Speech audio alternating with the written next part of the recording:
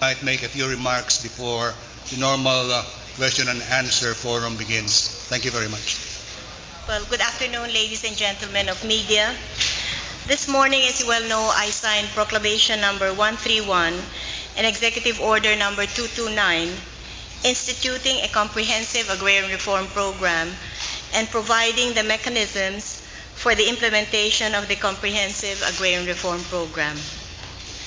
The proclamation and executive order were culled from drafts of the Cabinet Action Committee, the Land Bank, plus the opinion of the Secretary of Justice on constitutional aspects. There were 11 other submissions from other groups. And the committee who submitted the proposed proclamation and EO on the basis of the various drafts were Joker Arroyo, Teddy Locsin, Undersecretary Macaraig, Commissioner Ascuna as consultant from CONCOM, Mr. Sunny Vistan representing Land Bank, and Mr. Factoran on behalf of Mr. Dominguez of the CAC. Associated Press. Mrs. President, will you please tell us how your decree today is going to affect Hacienda Luisita? Well, this is, as I announced, a comprehensive land reform program. So definitely Luisita will be affected by this program.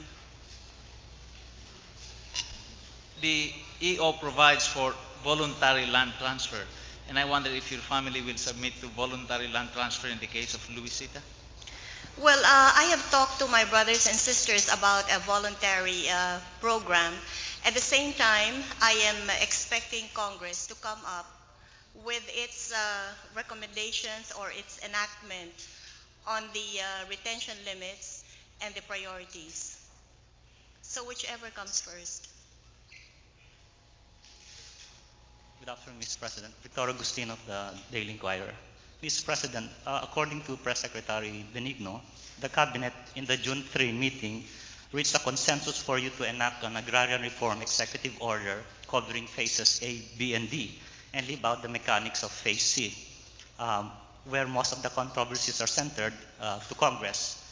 Even your Finance Secretary, who is not exactly one of the more progressive cabinet members, submitted a draft I think you should limit your comments to the agrarian reform program. Okay.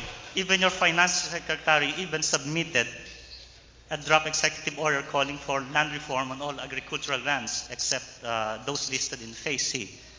Now, here comes Executive Order 229 you signed today, leaving out even the mechanics of the implementation for non-controversial phases A, B, and D. My question, Mr. President, is what happened along the way? Well, if you're referring first of all to the cabinet consensus that program C be left out, there really was not a consensus. I mean, I was misquoted, Ms. President. Again. Well, whatever it is, there was no consensus at that time. And I think what I was really looking for was, as I said, a comprehensive agrarian reform program. So we couldn't possibly have left out program C. Now, and you are telling me that the other guidelines which were mentioned in the June 3 draft are no longer here. It is because I respect what the Constitution mandates, and that is that Congress will decide on the retention limits and on the priorities. The second question, Succumb to pressure.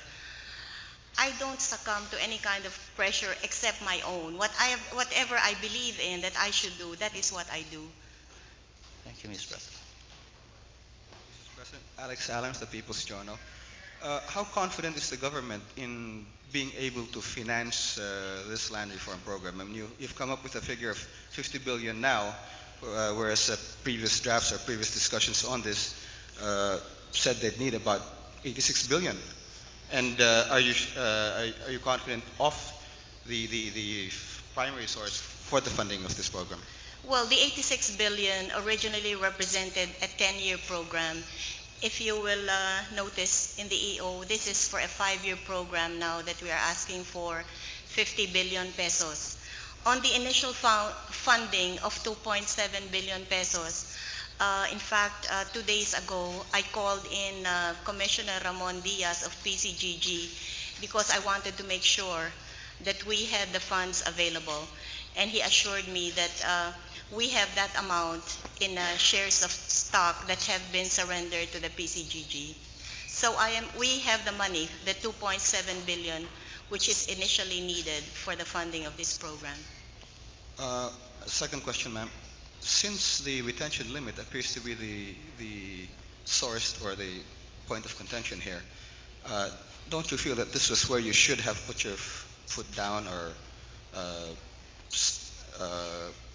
stressed or delineated instead of leaving it to Congress where it could take Well, first of all, I would like to point out that in the Constitution, there are several provisions. In fact, there are, I think, 8 or 9 provisions in the matter of an agrarian reform program. And it is only in one provision where Congress is mentioned. In all the other provisions, it is the state that is always mentioned. And in the part where Congress is mentioned, they point specifically to the retention limits and to the priorities as being Congress's prerogative. Now, you're asking if I think that Congress will be able to enact these in time. Well, if you will note again in the executive order, within 90 days, the PARC, the Presidential Agrarian Reform Commission, will be drawing out the implementing guidelines. And this will be in consonance with whatever retention limits that Congress may have prescribed by that time. If they have not prescribed any by that time, then we will go ahead with the implementing guidelines. Because, but I have the highest respect that Congress will, in effect, within 90 days, come out with what we hope will be the identification of the retention limits and the priorities. The retention limits you would prefer? I know it's a moot point, but obviously it was a sticky point, but what are your own Well, the feelings on fact that Congress had clearly said that it is, I mean, the Constitution has said that it is Congress to identify the priorities and the retention limits, and that is the reason precisely why we did not say so here. We are respecting the Constitution in that it should be Congress to define exactly the priorities and the retention limits. Yes, and this is my second question.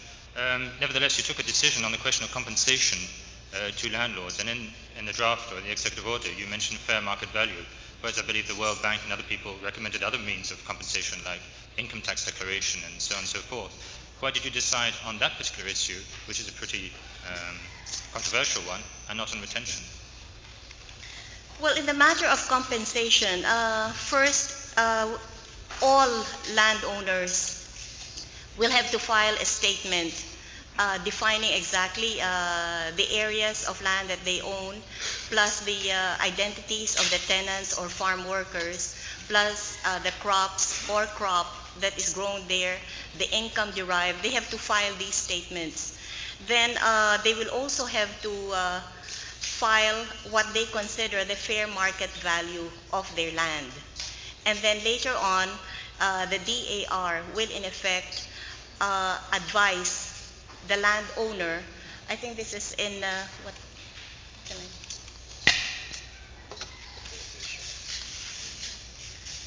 Let me read the particular section. Section 6, compensation to landowners. The LBP shall compensate the landowner an amount to be established by the government, which shall be based on the owner's declaration of current fair market value as provided in Section 4 hereof, but subject to certain controls to be defined and promulgated by the Presidential Agrarian Reform Council as provided in Section 18 hereof. Sorry, President. No, sorry, Mr. President. No, my question. Specifically mentioning any price for any kind of land, that is being left to Congress also. Thank you. Romy Del Moro of Nation Broadcasting Corporation. Just one thing, Mrs. President. Could you please explain the meaning of the phrase religious purposes in Section 3 of the Executive Order? I understand that Ricardo Cardinal Vidal said that the Catholic Church is willing to submit its land holdings to the Comprehensive Agrarian Reform Program. Well, for religious purposes, where they have their churches, their schools, and there are some seminaries, I understand, where they have plots of land where they grow vegetables and things like that. What about the states? The what? Estates. The estates? Well, actually, when I met with the bishops in Tagaytay, Bishop Varela had offered, I think it was a property more than 100 hectares that he was voluntarily giving to the Agrarian Reform Program for sharing. Thank you very much. Mr. President, John Mills from Australian Broadcasting Corporation. The history of the Philippines appears to be littered with land reform programs which have failed to meet the expectations of the people. That was a concern which I understand led your administration into issuing an executive order rather than sanctions. Well, because as I have said, this Agrarian Reform Program is not a mere distribution of land, but rather government is prepared to support the farmer with the necessary credit, with the technical know-how. In other words, all of the support services necessary to make that farmer produce more and to earn more. Thank you, ma'am. Follow-up question to that. What measures are you taking to ensure that the landed interests, who have already, I understand, been forming private armies and threatening civil disruption, will not derail this plan, as they've succeeded doing in various extents to earlier plans? Well, we have imposed sanctions. And in fact, let me read the sanctions that we have placed in the executive order.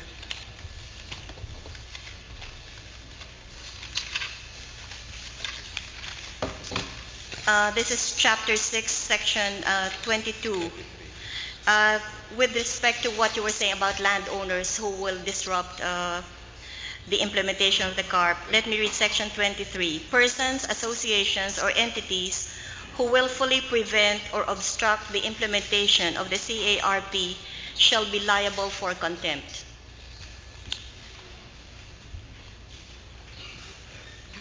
Joel Paredes Malaya. I was just wondering, Mrs. President, if you are really happy with your executive order, considering that you are leaving to Congress some of or most of the sensitive provisions.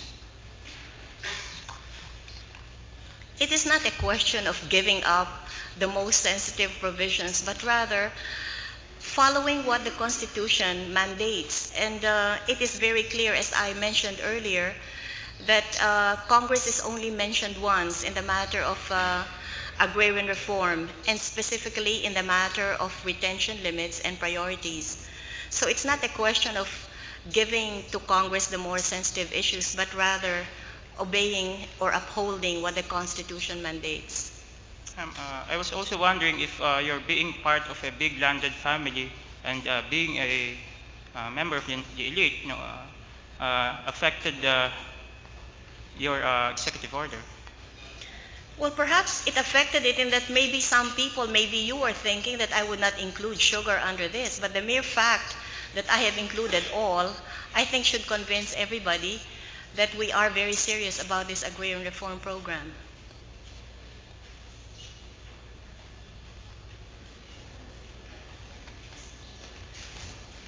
Mr. President, I'm Ray Pacheco from DZXL Radio Mindanao Network. And given a mandate.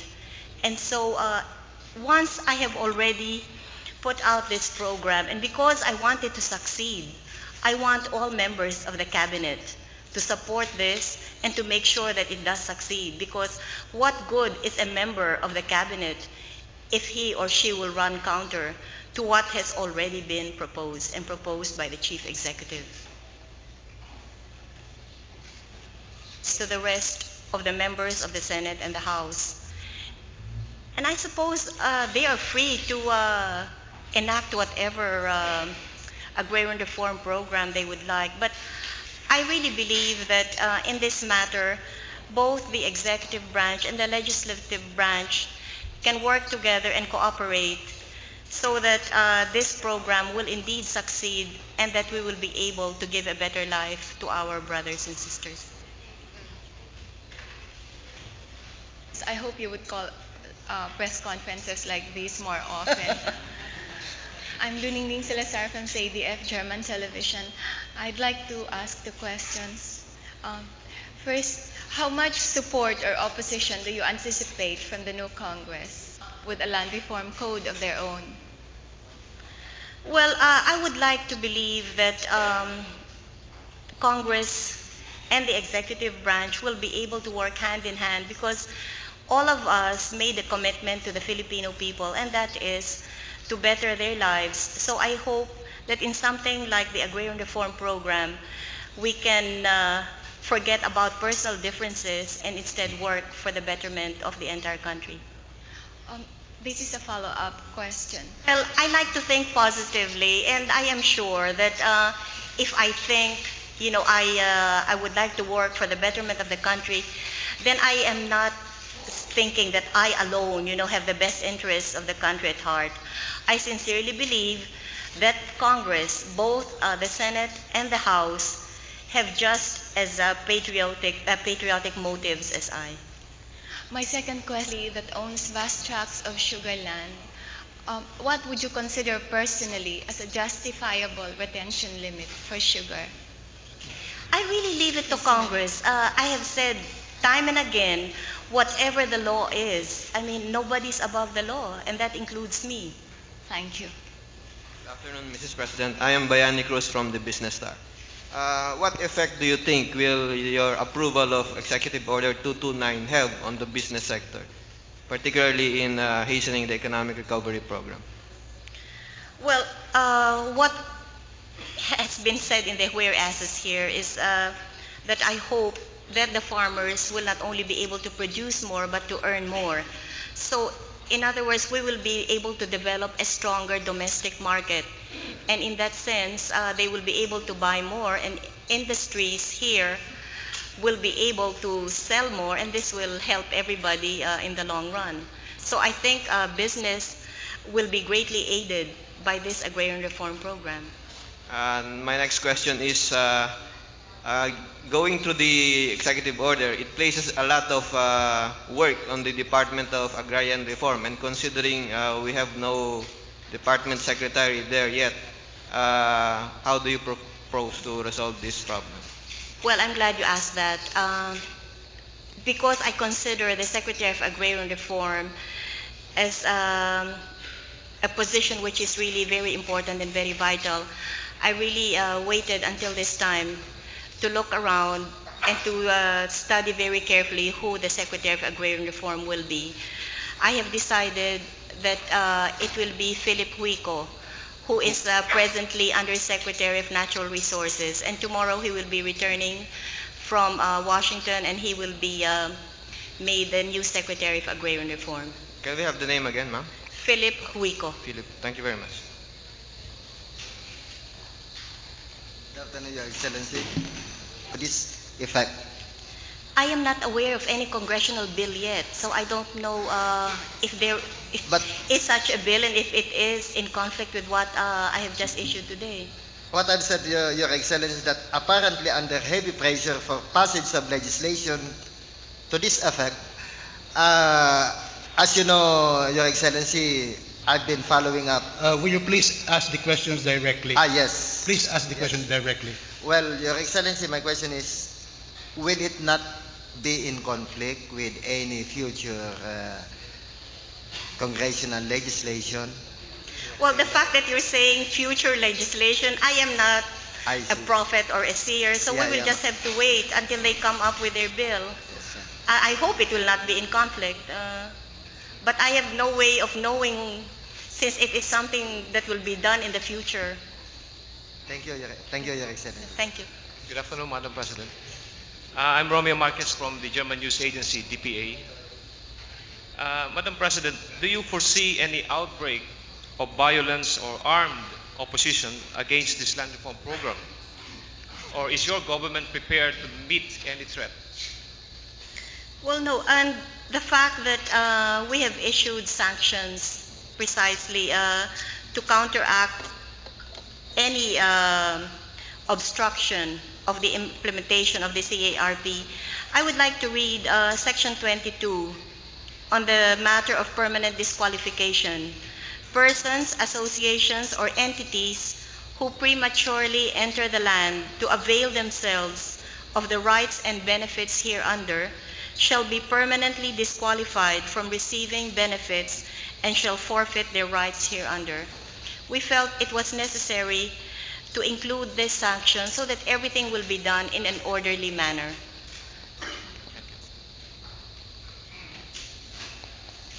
Good afternoon, Mrs. President. I'm John Doctor of Channel 4.